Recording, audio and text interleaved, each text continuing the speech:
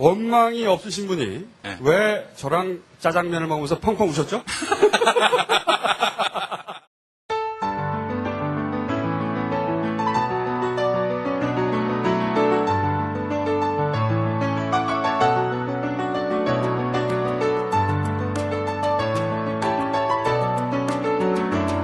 안희정 헌정 팟캐스트 우리 희정이 시작합니다.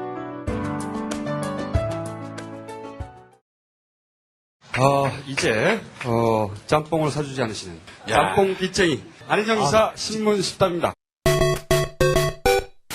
첫 번째, 극히 일부에서는 우리 정계에서 그나마 인물이 났다고들 합니다. 극히 일부입니다. 네. 어떻게 자평하고 계십니까? 본인의 외모를. 제가 어머님께 참 감사드리고 있습니다. 뻔뻔한 분입니다. 자, 2번입니다. 노무현 대통령의 좌희정이셨어요? 노무현 대통령의 왼쪽에서 어떤 일을 주로 하셨습니까? 노무현 대통령의 오른손잡이시기 때문에 왼손이 이렇게 별로 급할 일이 없었어요. 아, 별로 한 일이 없다? 네. 한 일도 없는데 왜 감옥을 갔어요?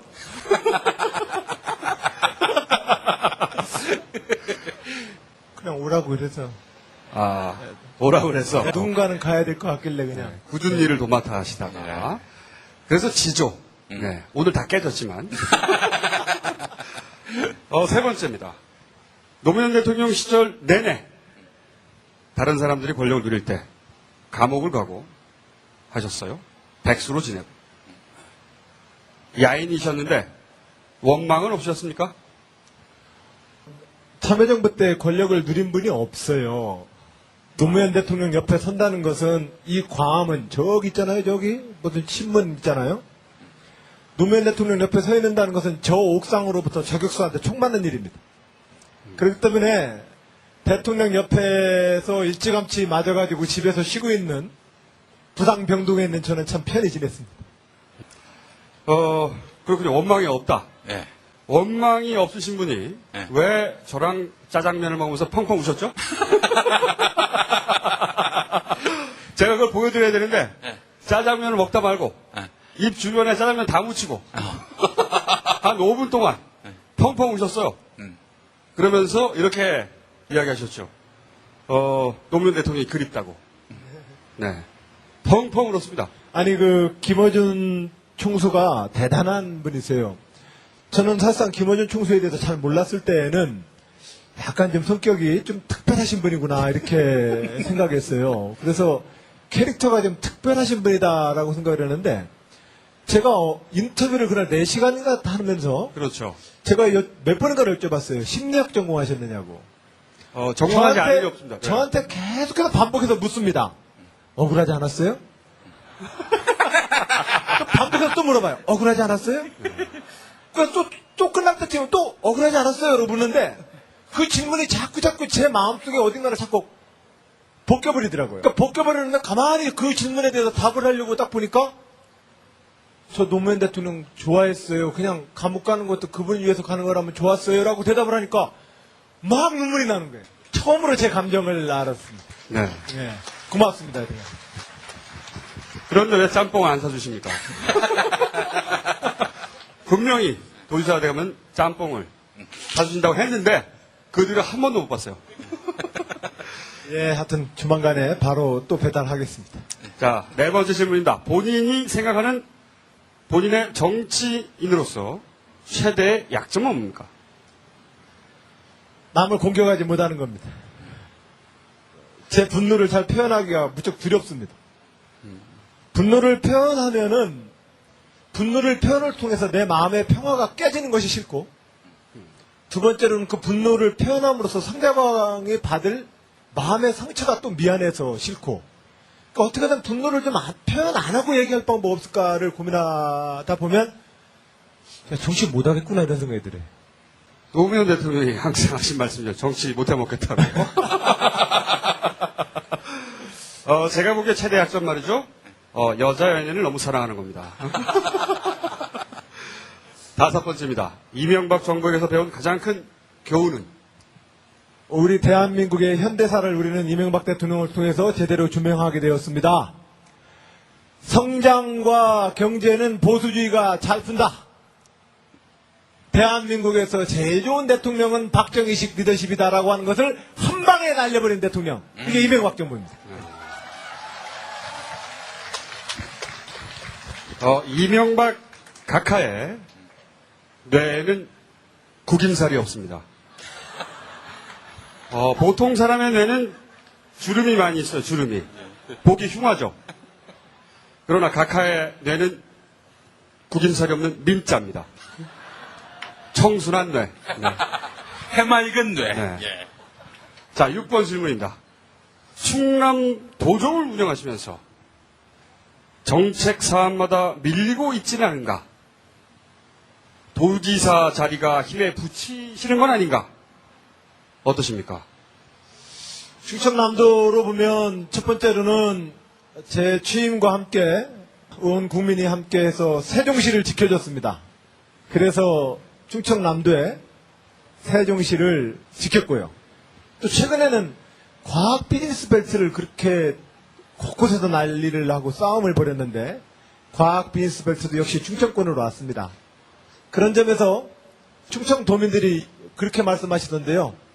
처음에는 야당 도지사, 젊은 도지사 뽑아가지고 지역에 불이익 볼 줄 알았는데 더 잘하네 이러더라고요. 본인 자랑이기 때문에 빨리 넘어가겠습니다. 7번째 질문입니다. 충남지사로서 현재 가장 큰 화두는 뭡니까? 농업 혁신입니다. 농업, 농어촌, 농어민. 우리가 저의 나이로 보면 30년 전에 떠나왔던 그 고향마을, 여러분들의 고향마을. 그 고향마을에는 이제 초저녁이면 불 꺼진 싸늘한 홀로 계신 어머님, 아버님들의 고향이 되어버렸습니다. 대한민국을 긴 행렬이라고 치면 대한민국의 저 앞선 선두 대열은 아마 OECD 국가에 내놓으면 대략 아이고 대한민국 잘 사네 이럴 겁니다. 그러나 저 후미 대열이 우리가 말하는 일정 정도의 사람의 행복, 물질적 조건, 경제적인 조건, 그리고 의료와 문화의 조건들을 갖춰주지 않는다면 대한민국은 선진국 아닌 거다. 그래서 농업, 농어촌, 농어민, 삼농혁신을 주제로 제 임기 내에 하려고 하는데요. 어려워요. 기업 유치 몇 개 해가지고 막 자랑을 하기 쉬운데 이 농업, 농어촌 문제는 당장 풀리지가 않습니다.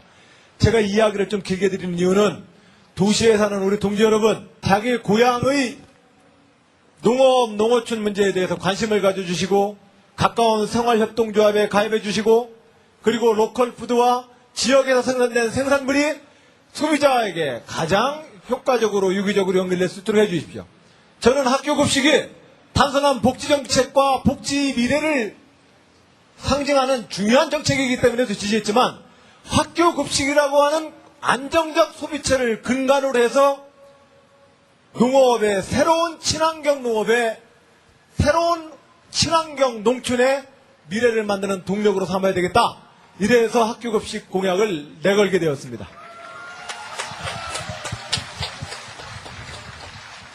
앞으로는 조금 더 짧게 해주십시오. 예. 8번째 질문입니다. 대선 어떤 후보를 지지하실 겁니까? 김대중과 노무현의 역사의 법적 정통성을 가지고 있는 후보를 전 지지할 것입니다. 역사의 정통성을 상실하면 그 나무는 옳게 못 겁니다. 잠시 가지가 굵은 가지가 될 수는 있을지언정 그 가지가 줄기 되는 나무는 못 봤습니다. 가지가 줄기 역할을 하면 그 나무는 자빠지게 돼 있고 우리는 그래서 가까운 공원마다 그 무거운 가지를 받쳐주는 기둥을 보게 됩니다. 우리 역사가 그렇게 왜곡된 역사로 가는 것을 저는 방치하기 쉽습니다. 김대중과 노무현의 이 진보의 역사를 고스란히 나의 역사로 인정해온 분들 그리고 그 역사를 배반하지 않았던 후보들을 저는 지지하려 합니다. 그래서 누구냐고요?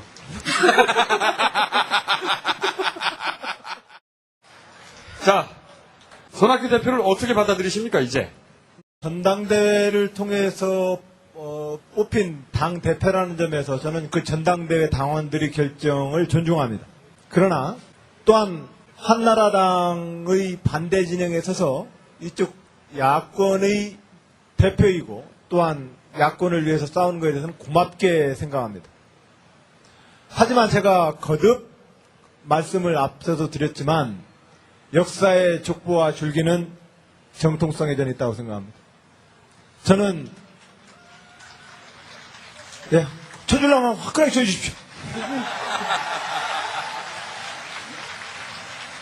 저는 그래서 김대중과 노무현을 배출했던 대한민국 민주당의 역사에서 절대로 그 장자와 상주의 입장을 저는 양보하지 않을 것입니다.